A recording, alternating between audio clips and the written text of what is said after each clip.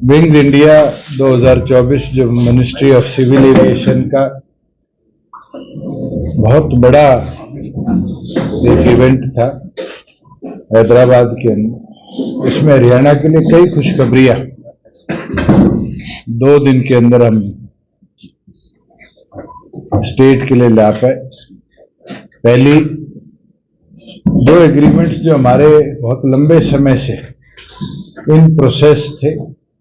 पहला, हिसार एयरपोर्ट की फंक्शनैलिटी के लिए, मैनेजमेंट के लिए हमारा सहयोगी एयरपोर्ट अथॉरिटी ऑफ इंडिया बनेगा। उसका एग्रीमेंट कल सुबह साइन भी हुआ और एग्रीमेंट साइन होने के साथ साथ आज के बाद जितनी technical support, air traffic control और एयरपोर्ट अथॉरिटी ऑफ इंडिया के सहयोग से जो हमारे रडार्स और जो टेक्निकल इक्विपमेंट चलेंगे, उसका एग्रीमेंट गवर्नमेंट ऑफ इंडिया से हो चुका है और अब जल्द उनकी टीम भी फरवरी के अंदर यहां डिप्लॉय हो जाएगी, जो आगे सारी टेक्निकलिटीज को देखेंगे भी और फंक्शनिंग को मिड मार्च तक कंप्लीट कर लेंगे, जिससे अप्रैल महीने के अंदर जो एरोप्लेन्स की कनेक्टिविटी है उसकी हम शुरुआत कर पाएंगे, जिसमें कैट 2 टेक्नोलॉजी की हमारी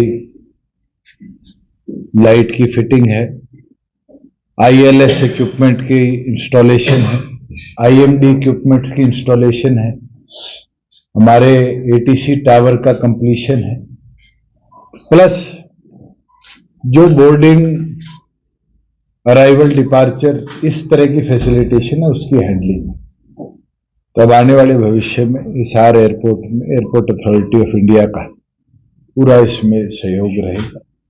दूसरी जो खुशी की बात है कि प्राइमरी एयरलाइन कौन सी होगी। जहाज लाने बहुत आसान है, 1 दिन, 5 दिन, 10 दिन, मगर कंटिन्यूएशन के अंदर यहां से फ्लाइट्स चले, उसके लिए अलायंस एयर जो गवर्नमेंट ऑफ इंडिया की एक यूनिट है जो पहले एयर इंडिया के अंडर थी, उनका हमारा टाई अप हुआ है और कई रूट्स पे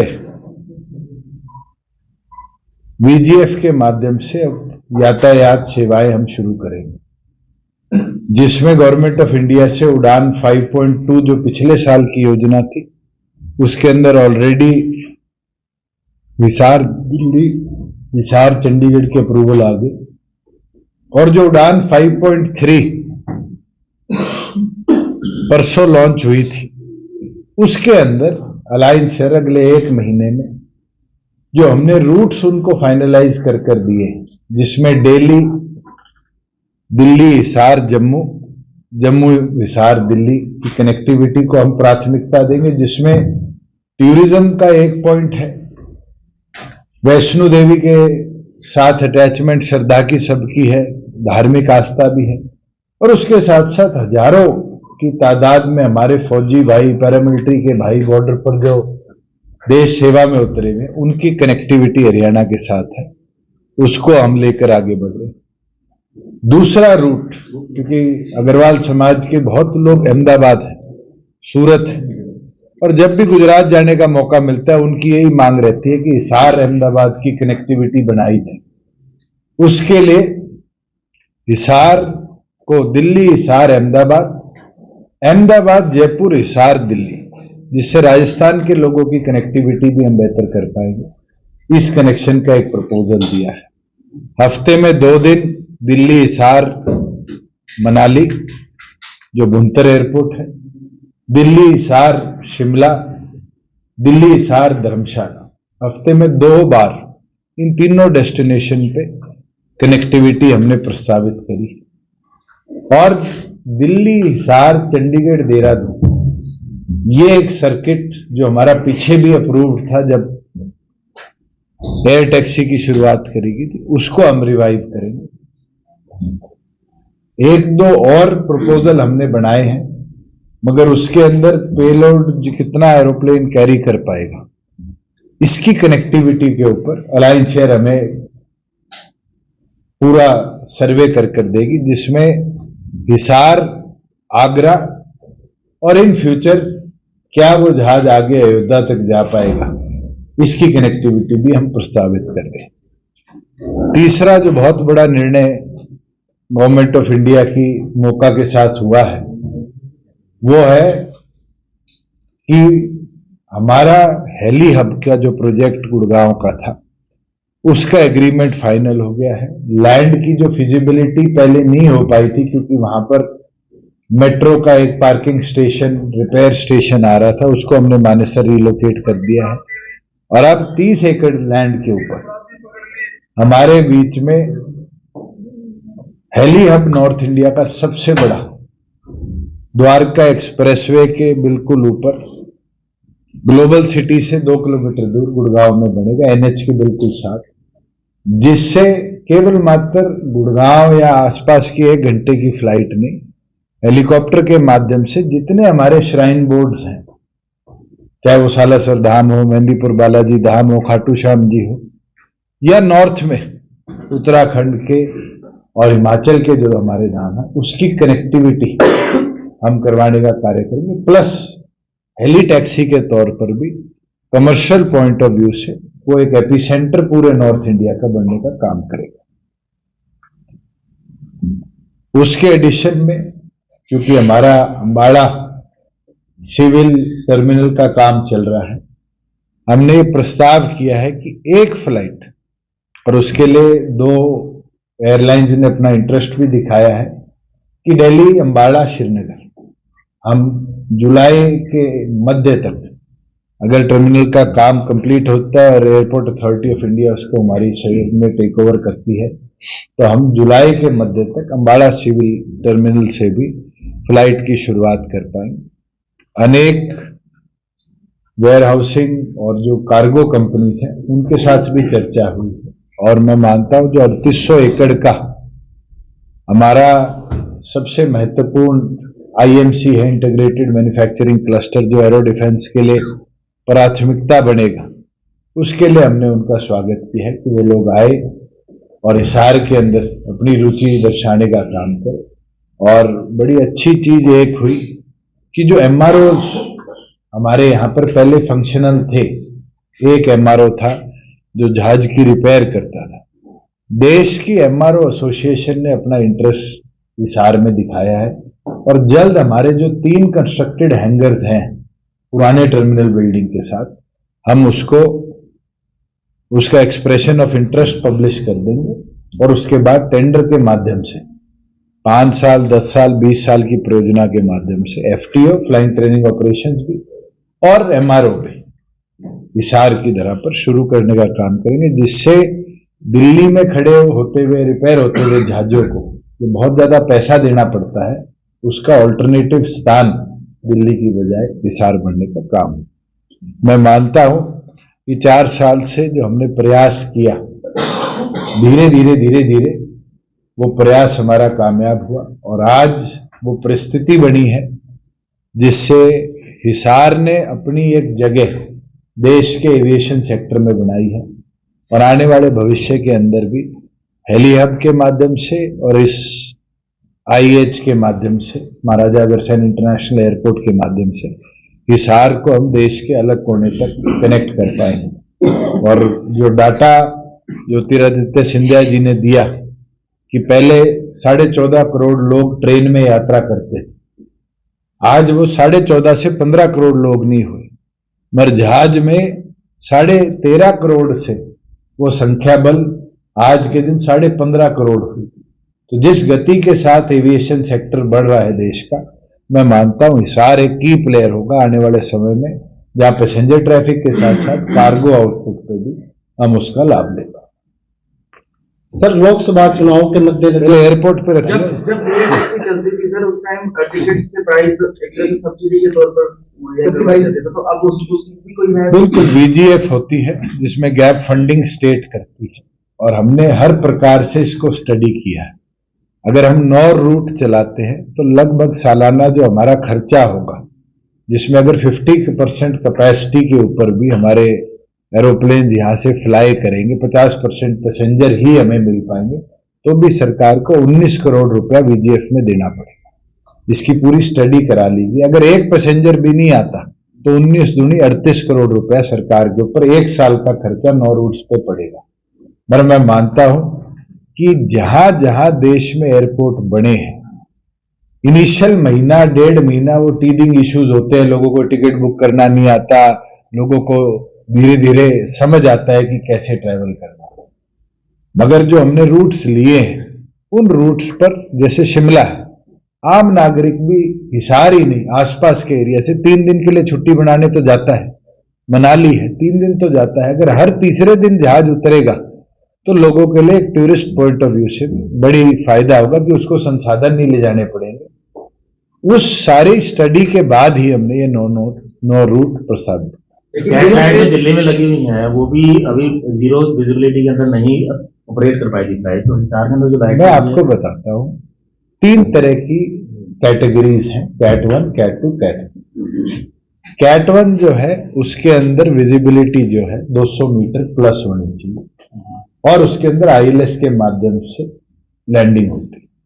कैट 2 के अंदर 50 मीटर विजिबिलिटी के अंदर भी लैंडिंग हुई है और जहां कैट 3 है उसमें 50 मीटर में ऑटो पायलट लैंड कराता है। जीरो विजिबिलिटी में दुनिया के अधिकतम एयरपोर्ट बंद हो जाते हैं। आज के दिन फ्रैंकफर्ट एयरपोर्ट भी स्नोफॉल के कारण, जीरो विजिबिलिटी के कारण एक दिन पूरा बंद रहा, जो कि हमारे से तो एडवांस टेक्नोलॉजी एविएशन में यूज करते हैं। तो ये तो नेचर का खेल है। मगर आज जैसे दिल्ली में फ्लाइट लैंड नहीं कर पाई तो ऑल्टरनेटिव लोगों को अमृतसर जाकर, लोगों को जयपुर जाकर जहाज उतारने पड़े। हमारे पास ये एडवांटेज है कि दिल्ली में इस तरह की कभी व्यवस्था भविष्य में होती है जहां लैंडिंग प्रॉब्लम्स के कारण वहां पर जहाज नहीं उतर पाएगा, तो ऑल्टरनेटिव के तौर पर 25 किलोमीटर की उड़ान में सबसे पास अगर कोई हवाई अड्डा होगा तो हिसार का होगा। सबसे अच्छा ऑल्टरनेटिव अगर दिल्ली एयरपोर्ट का कोई होगा तो हिसार वाला।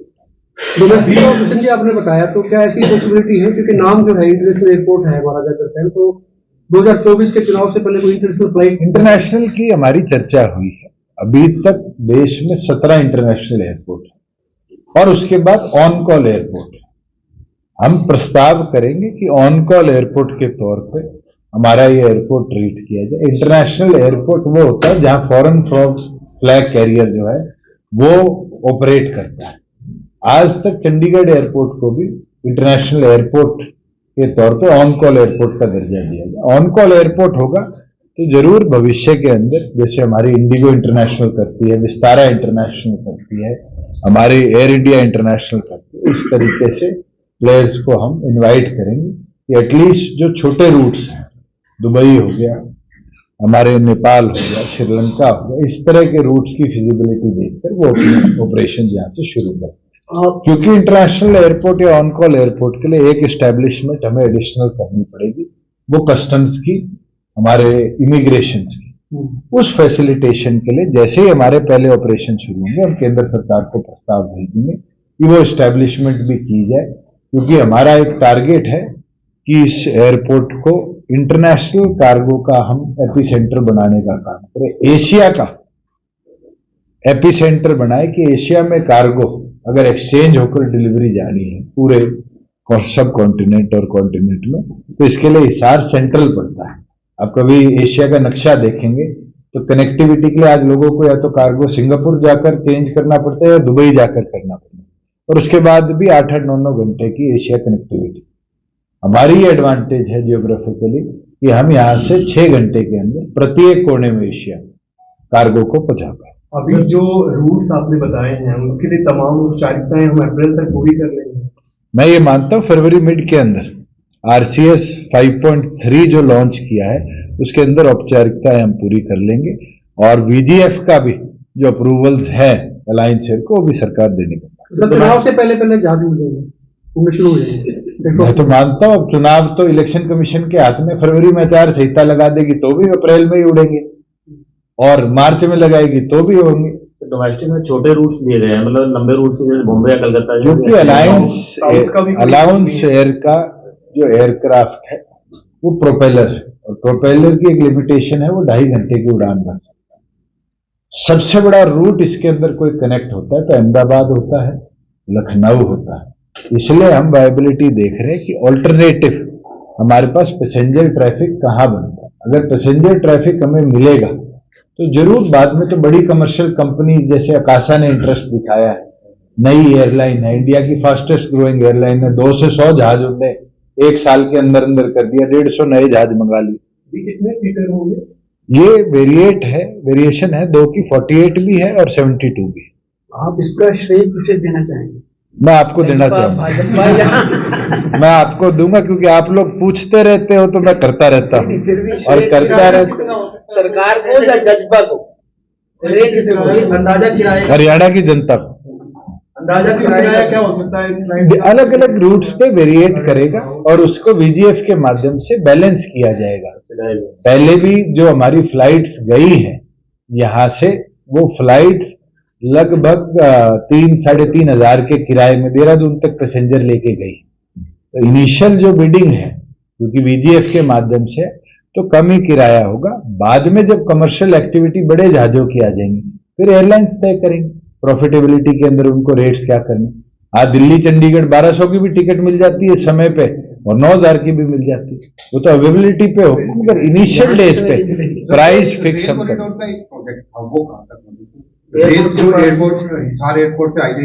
हमें उम्मीद है जो अपकमिंग फाइनेंस बजट है, क्योंकि रेल बजट तो अलग से आना बंद हो गए, उसके अंदर क्योंकि उसका सर्वे हो गया और सर्वे में 0.9 अगर उसका सर्वे रिपोर्ट होती है तो केंद्र सरकार उस प्रोजेक्ट को फंड करती है।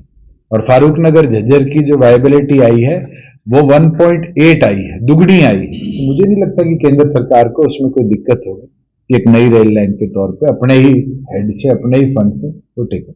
साहब के हवाई प्रोजेक्ट में जो 22 गांव के लोग बैठे रहे उनके लिए क्या ऑल्टरनेटिव रोड का काम शुरू हो गया और देश के अंदर महत्वपूर्ण प्रोजेक्ट्स में थोड़े से करड़े डिसीजन लेने भी पड़ते हैं।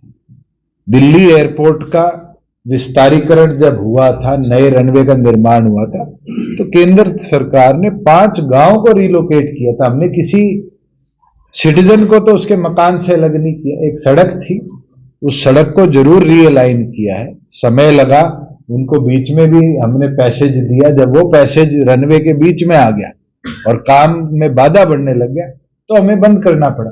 मगर सरकार की गंभीरता थी कि एक नहीं, उन गांव की कनेक्टिविटी के लिए 2 सड़क हमने प्रस्तावित करी। एक जो हमारे एयरपोर्ट की पेरिफेरी है उसके साथ साथ गौशाला के पास निकलेगी, और दूसरी जो NHAI को अभी गडकरी जी से मैं मिला उसको हैंडओवर हमने कर दिया है। 70% से ज्यादा एक्विजिशन जिस प्रोजेक्ट में हो चुकी थी। अब NHAI अपने NH का ही एक्सटेंडेड वर्जन उसको बनाएगा। उसमें दिक्कत ये आ रही थी कि क्लोवर लीफ नहीं बन पा रहा था क्योंकि एरोप्लेन के रनवे की एलिवेशन में वो आ रहा था। तो उसके लिए NHAI ने सर्वे शुरू किया और उसको अंडरपास के तौर पे, पहला हरियाणा का अंडरपास क्लोवर लीफ के तौर पे हम कनेक्ट करेंगे, और दूसरा जो तलवंडी राणा के साथ की कनेक्टिविटी है उसको क्लोवर लीफ के तौर पे। और डंडूर के अंदर भी जो दिक्कत आ रही है कि लोगों को आगे जाकर यूटर्न लेके आना पड़ता है और कई एक्सीडेंट वहां हुए, उसको भी हमने कहा है कि लैंड कॉस्ट हम बेयर कर लेंगे और वहां भी क्लोवर लीफ दोनों नेशनल हाईवे का बनाए। थोड़ा बीजेपी 10 सीटों पे चुनाव लड़ेंगे फाइनल लोकसभा। जेजेपी कैसे सोचती है? हम भी 10 की 10 पे तैयारी कर रहे हैं। ये तो अलायंस की बात है, बैठ के फैसले होते हैं। मुझे नहीं लगता कोई पॉलिटिकल पार्टी ऐसी होगी जो ये कह दे कि हम तो एक पे तैयारी करें इन लोगों को छोड़ के। आज के दिन मुझे लगता है आम आदमी पार्टी हो वो भी 10 पे तैयारी कर रही है। पिछली बार भी हमने 10 पे तैयारी करी थी जब तो हम 4 महीने पुराने थे, और उसमें 7-3 का अलायंस हुआ और उसमें मैदान में उतरे। आज के दिन हमारी भी 10 की तैयारी है, भारतीय जनता पार्टी की 10 की तैयारी है, हमारी भी 90 पे तैयारी है, भारतीय जनता पार्टी की भी 90 पे तैयारी है। ये तो अलायंस होगा और किस सीट शेयरिंग होगा ये तो बैठ के टॉप लीडरशिप बात करेगी। सर फ्लाइट्स की बात कर रहे हो आप, पहले भी 3 बार ये प्रयास हुआ है लेकिन सवारियां 2, 3, 4 रह जाती है। एक बार तो सिर्फ 4 ही भाजपा नेता। मैं आपको एक चीज बता दूं, इतिहास में जो हुआ है उसको आज से तुलना नहीं करी जा सकती। इतिहास में 4500 फुट का रनवे था, आज 10,500 फुट का रनवे है। इतिहास में यहां पर वेदर को सपोर्ट देने के लिए इक्विपमेंट नहीं थे। आज यहां पर कैट 2 टेक्नोलॉजी के साथ लेटेस्ट इक्विपमेंट लगाए गए। और तो और आज भिवानी हवाई पट्टी है, नारनौल की महेंद्रगढ़ हवाई पट्टी है बाछोद वाली, उनके अंदर ये दिक्कतें आज भी है। 5 बजे ऑपरेशन बंद करने पड़ते हैं, नाइट लैंडिंग नहीं है, सुबह अर्ली मॉर्निंग टेक ऑफ नहीं करे जा सकते क्योंकि लाइट नहीं है। उनका भी काम हमने टेंडर कर दिया।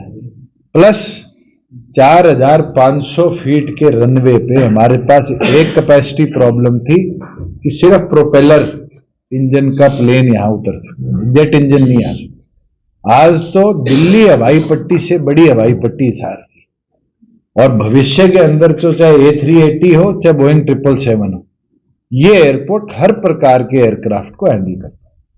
पटवारी हड़ताल पर बैठे थे, उनके लिए कुछ करने का उनकी चर्चा हुई थी, मेरे को एक ग्रुप उनका आके सिरसा भी मिला था।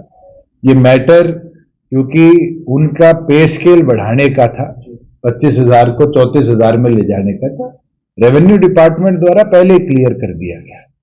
फाइनेंस के पास एक क्लैरिफिकेशन के लिए पेंडिंग था, उनकी कोई ऑब्जर्वेशंस थी। मुझे लगता है कि कमिंग वीक के अंदर उसको रिजॉल्व कर दिया जाए। ईडी ने भूपेंद्र सिंह हुड्डा से पूछताछ की है, संजय, वो कांग्रेस कहती है कि भी प्रेशराइज कर रहे हैं, बीजेपी का काम है ईडी को भेजना, आप कैसे देखते हैं? भूपेंद्र हुड्डा बताए प्रेशराइज कर रहे हैं, सवाल पूछ रहे हैं। मैं तो उस कमरे में नहीं था, ना आप थे। जमीन उनने बेची, सुप्रीम कोर्ट के आदेश पे सीबीआई इंक्वायरी हुई, प्रूव हुआ कि गलत तरीके से सेक्शन 4-6 के बाद जमीन रिलीज करी गई। सुप्रीम कोर्ट ने कर्मा लेकलैंड के साथ लगती हुई Rameshwar versus state of Haryana मुकदमा था, उसमें स्टेट ऑफ हरियाणा के फेवर में जजमेंट दी कि ये जमीन इमीडिएटली वापस HSIDC को जाए। HSIDC उस प्रोजेक्ट के अंदर जो काम खुद करके कंप्लीट बेच सकती है उसको बेचे, और जो खाली पड़ी जमीन है उसको अपने हिसाब से प्लान करे। हमने ऑलरेडी 2 ऑक्शंस निकाल दिए, उसमें 1,000 करोड़ से ऊपर रुपया हरियाणा सरकार के खाते में आया। 4 छोटे छोटी साइट्स का आज भी ऑक्शन चल रहा है, और मुझे लगता है कि जो चीज प्राइवेट बिल्डर कमाते उस एक्विजिशन के अंदर से, आज वो पैसा सरकार के कॉर्पस में आ रहा है, और सरकार उसको आने वाले समय में जनता की सुविधाओं के लिए भी लगा दे। बाईपास जो बन रहा हो तो कहां से बनेगा? किसान दूरदर्शन के लिए आप क्या कर पाए, क्या नहीं कर पाए? देखिए, गवर्नमेंट ऑफ इंडिया ने सभी रीजनल सेंटर्स को कम किया है, और ये टाइम के साथ साथ टेक्नोलॉजी और मैन पावर सेग्रीगेशन का टाइम आ चुका है। बहुत से ऐसे हरियाणा सरकार के भी विभाग थे जिनको चेंज किया गया, छोटा किया गया। मैंने पीछे भी चर्चा करी थी, और उसके ऊपर INB मिनिस्ट्री काम भी कर रही है कि इसको कैसे HAU के साथ जोड़कर हम कृषि संबंधित एक एपी सेंटर जो DD किसान चैनल है उसका बना ले, क्योंकि इतना बड़ा इंफ्रास्ट्रक्चर आज हमारे बीच में बना खड़ा है। जैसे ही केंद्र सरकार उस प्रपोजल पे काम कर लेगी, उस पर निर्णय लेगी। अगर ये निर्णय स्टेट का होता तब तक तो हम टेक ओवर कर इसके ऊपर काम भी शुरू कर देंगे। एक FPO का जिक्र आ रहा है सर, उसमें ये चर्चा है कि केंद्र सरकार को CBI तक की इंक्वायरी की सिफारिश करनी पड़ रही है। देखिए, मामला माननीय मुख्यमंत्री ने जब ऑडियो कॉल FPO के लोगों से करी थी तब आया था कि बहुत से ऐसे लोग FPOs में रजिस्टर्ड थे जिसका बेनिफिट तो कुछ चुनिंदा लोग लेंगे, मगर IDs बहुत से अननोन लोगों की यूटिलाइज करेंगे, क्योंकि इसमें केंद्र सरकार के फंड्स यूटिलाइज थे। एक शेयरिंग प्रोपोर्शन पे ये स्कीम थी, और उस स्कीम के अंदर अगर इस तरह की दिक्कत आई तो केंद्र सरकार ने कहा है कि हम सेंट्रल एजेंसी से इन्वेस्टिगेट करेंगे। और मुझे नहीं लगता हरियाणा सरकार को भी आज कोई परहेज है। जिसने कोई गलती करी है उसकी पूरी इन्वेस्टिगेशन भी होनी चाहिए, और गलत लोगों को सजा भी। यात्रा निकल रही है, तो उसको कैसे देखती है? कांग्रेस की फूट खुल के सामने आ, एक चीज तो साफ होगी, जो कांग्रेस प्रदेश में राज बनाने की बात करती थी, आज वो 2 फाड़ तो खुल गई। और जिस तरीके से भूपेंद्र हुड्डा का गुट या SRK गुट अपनी अपनी एक्टिविटी कर रहा है, इनके प्रभारी की भी शायद मैं वर्ड यूज गलत कर रहा हूं, हैसियत पता चल रही है कि उसकी चिट्ठी लिखने के बाद भी काम हो रहा है।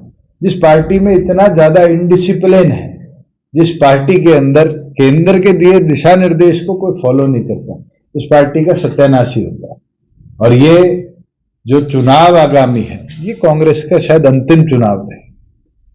तो पूरे देश में तो राम मंदिर की बात चल रही है, लेकिन बीजेपी की तरफ से किसी भी नेता की तरफ से कोई प्रतिक्रिया नहीं आई है। तो इसको अरे तो राष्ट्रीय अध्यक्ष ने कहा है कि हम खुद जा रहे हैं, उनको निमंत्रण भी मिला है। और मुझे नहीं लगता कि श्री राम आपके हैं या मेरे हैं। हमारी तो संस्कृति है, सुबह उठते हैं तो राम राम कहते हैं, रात को सोते हैं तो राम राम कहते हैं। तो मुझे नहीं लगता कि इसको एक पॉलिटिकल इश्यू बनाने की देने की कोई जरूरत है। इसमें तो आपको भी जाना चाहिए। चाहोगे तो एक बस सारे पत्रकारों की मैं करा दूंगा और जयराम करते जाना।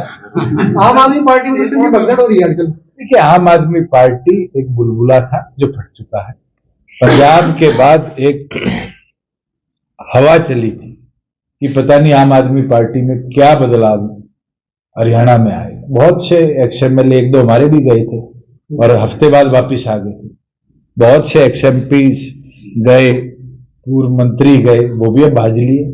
मुझे लगता है कि आने वाले भविष्य में जो 4 लोग दिल्ली से निर्धारित और डायरेक्शन लेके हरियाणा में घूमते हैं, उन्हीं के बीच में आम आदमी पार्टी सिमट कर एयरपोर्ट के अशोक तंवर की सर कितने पूरे हो चुके हैं और उसमें ग्रैप एक वादा बन रहा है, ग्रैप के नियम जो आते हैं काम। नहीं, ग्रैप का सिर्फ एक इलेक्ट्रिकल लाइन का था, उसकी क्लियरेंस आ चुकी है। और आपका अच्छा सवाल है, मैं आपको बता दूं, 4 दीवारी का काम कंप्लीट हो चुका है। जो 2 फेजेज में लाइन हाई टेंशन जो राजस्थान को पावर सप्लाई करती है, उसको रिलोकेट करना था। एक फेज कंप्लीट हो चुका है, दूसरे का काम 24 फरवरी की डेडलाइन है HVPNL द्वारा, वो कंप्लीट हो जाएगा। जहां इक्विपमेंट इंस्टॉलेशन का काम है वो चल रहा है। फाइनल लेयर जो तारकोल की बिछनी है, टारमैट जिसको कहते हैं लाइटों के ऊपर, वो काम जो है वो फरवरी में होगा, क्योंकि अभी टेम्परेचर बहुत हाई लो है और तारकोल जब तक 150 डिग्री सेल्सियस पे मेल्ट ना किया जाए, ले डाउन ना किया जाए, रोलिंग ना किया जाए, तो उसकी जो एफिशिएंसी है वो नहीं बनती। आपने देखा होगा गांव में वीडियो बना लेते हैं कि नई सड़क बनी और हाथ डाल के तोड़ दी। वो इसीलिए होता है क्योंकि टेम्परेचर मेंटेन नहीं हो पाते और उसकी जो कॉम्पैक्शन है वो नहीं हो पाती। तो हमारा जो टारगेट है कि 15 मार्च तक टारमेट का काम जो है वो पूरा कंप्लीट हो जाए। आज 10 जहाज को खड़े करने का एप्रन हमारे पास उपलब्ध है। अगर भविष्य के अंदर हमें और जहाज, छोटे जहाज की पार्किंग बनानी पड़ेगी, तो उसके लिए भी हमारे पास जो पुराना एयरपोर्ट का इलाका है उसके अंदर कैपेसिटी है कि हम 20 प्लेन को खड़ा कर पाएंगे। तो टोटल 30 जहाज इस एयरपोर्ट पे एक टाइम पर खड़े हो सकेंगे। उसके बाद भी भगवान करे मेरे को 6 महीने में जरूरत पड़ जाए कि हमें 30 और जहाज की पार्किंग बनानी पड़े, तो शायद 6 महीने के अंदर हम कैपेबल है कि वो काम भी हम कंप्लीट। चार्टर्ड प्लेन सर्विस अगर कोई आना चाहे तो मोस्ट वेलकम है। और MRO आएंगे तो मैं मानता हूं कि इस तरह के छोटे प्लेयर जो दिल्ली में आज लाखों रुपए हर रोज का देते हैं जहाज खड़ा करने का, उनकी प्रेफरेंशियल डेस्टिनेशन कोई होगी तो हिसार होगा, क्योंकि 2 घंटे 2.5 घंटे के अंदर गुड़गांव से, दिल्ली से हिसार में जो पायलट्स है या उनका कैबिन क्रू है वो आ सकता है। तो कॉस्ट सेविंग भी प्राइवेट चार्टर के लिए बहुत है। देखिए, जेवर के साथ हिसार का कंपटीशन नहीं है। जेवर 1 साल बाद बनेगा, हम बन चुके हैं। दूसरी चीज है, जेवर के अंदर गवर्नमेंट ऑफ इंडिया का पैसा लगा है। ये प्रोजेक्ट पूरा का पूरा हरियाणा स्टेट गवर्नमेंट फाइनेंस्ड है। इसमें हम सिर्फ टेक्निकल सपोर्ट के लिए एयरपोर्ट अथॉरिटी ऑफ इंडिया को ले, तो दोनों की महत्वपूर्णता बहुत अलग अलग है। जेवर को दिल्ली का पैसेंजर एयरपोर्ट का ऑल्टरनेटिव बनाया गया। हम दिल्ली के ट्रैफिक को टारगेट नहीं करें, हम तो हरियाणा, पंजाब, आधे से ज्यादा राजस्थान, इसके एयर ट्रैफिक को कंट्रोल, इसके एयर पैसेंजर्स को लेना चाह रहे हैं। और मैं एक चीज आपको बताना चाहूंगा कि जो अलायंस एयर ने हमारे साथ एग्रीमेंट किया है, इसके अंदर एक अच्छी चीज है कि अलायंस एयर टर्मिनल 3 से ऑपरेट करती है। तो आने वाले भविष्य में कोई इंटरनेशनल पैसेंजर या जिसकी डोमेस्टिक कनेक्टिविटी T3 से होगी, उसके लिए भी हिसार एयरपोर्ट एक बेनिफिशियल पॉइंट बनेगा कि उसको दिल्ली का ट्रैफिक कट आउट करने का मौका मिलेगा। वो चेक इन यहां कर पाएगा। इंटरनेशनल के लिए चेक इन उसको दोबारा करना पड़ेगा। डोमेस्टिक कनेक्टिविटी का चेक इन देश के दिल्ली एयरपोर्ट से कनेक्टिविटी के लिए वो हिसार एयरपोर्ट से करेगा। कोई साउथ का भी रूट होगा यार, भविष्य में मैं तो चाहता हूं अमेरिका की भी फ्लाइट उड़े। बैंगलोर और इस तरह के ये तो भविष्य की बातें हैं। अगर इंडिगो जैसी एयरलाइन आएंगी तो इंडिगो का तो बेस बैंगलोर है, वो खुद चाहेंगे कि हम कनेक्ट करें। अकाशा आएगी तो मुंबई उनका बेस है, वो चाहेंगे कि हम मुंबई को कनेक्ट एयरलाइंस का भी बैंगलोर में वैसे और जो एयरलाइंस बड़े रूट्स पे चलती हैं वो अगर उनको पार्किंग सस्ती मिलेगी, पार्किंग स्पेस मिलेगी, तो हिसार को वो प्रेफरेंशियल डेस्टिनेशन के तौर पर देगी। सर पूरे हरियाणा में नगर निगम के कार्यकाल खत्म हो गए, गुड़गांव मानेसर में 3-3 साल से। क्या लगता है कि चुनाव समय पे होंगे, बाद में होंगे? ये काम स्टेट इलेक्शन कमीशन का है। स्टेट का जो काम था वो कंप्लीट हो चुका। फरीदाबाद के भी ड्रॉ कंप्लीट हो चुके, कल गुड़गांव के भी ड्रॉ कंप्लीट हो चुके, जल्द मानेसर के भी हो जाएंगे। और मुझे लगता है ये जो 8 महानगर और जिनके मेयर का टेन्योर खत्म हुआ है, अगर इनके अंदर भी नए रूल के अंदर बीसी की जो कैटेगरी के ड्रॉज होने हैं उनको जल्दी पूरा कर दिया जाएगा तो स्टेट इलेक्शन कमीशन जो डेट निर्धारित करेगी उस पर इलेक्शन करा देगा। सर अशोक तंवर के बीजेपी में शामिल होने की संभावना है, अगर वो बीजेपी अभी भी संभावना है। तो इसमें बीजेपी में आते हैं देखिए- तो आपका सिरसा गृह क्षेत्र है, कितना प्रभावित होगा? मैं उनको शुभकामनाएं देता हूं। मेरा तो उनने बहुत सहयोग भी किया है और हमारे रिश्ते बड़े अच्छे हैं। जीवन में वो नया कदम उठा रहे हैं और आगे के लिए मैं बधाई देता हूं। विधानसभा चुनाव की भी चर्चा साथ हो सकते हैं सर, कुछ लगता है आपको? मैं पक्ष में हूं, इकट्ठे हूं, क्योंकि उससे 2 फायदे हैं। एक तो इलेक्शन कमीशन की मशीनरी कम यूज होगी, 2 बार नहीं यूज होगी। दूसरा हमारा भी खर्चा आधा हो जाएगा। मगर आज के दिन ऐसी कोई संभावना नहीं।